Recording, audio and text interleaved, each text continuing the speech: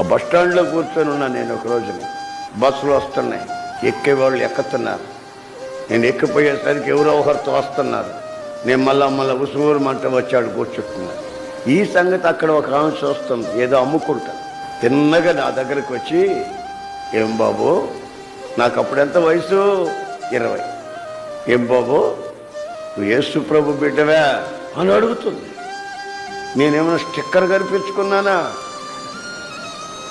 అప్పుడు చేతిలో బైబిల్ కూడా లేదు, బ్యాగులో ఉంది. నేను అక్కడికి ఎవరికి వాక్యం కూడా చెప్పలేదు. నేను ఈ వైట్ తెల్ల డ్రెస్ వేసుకొని అదో రకమైన భక్తి వేషం వేసుకున్నానా? అది కాదు. ఆమె ఒక అరగంట నుంచి నన్ను కనిపెట్టినట్టున్నాను. చూసి అయ్యా నువ్వు దేవుని బిడ్డవా అని అడుగుతుంది. నాకు ఎంత సంతోషం అనిపించిందంటే,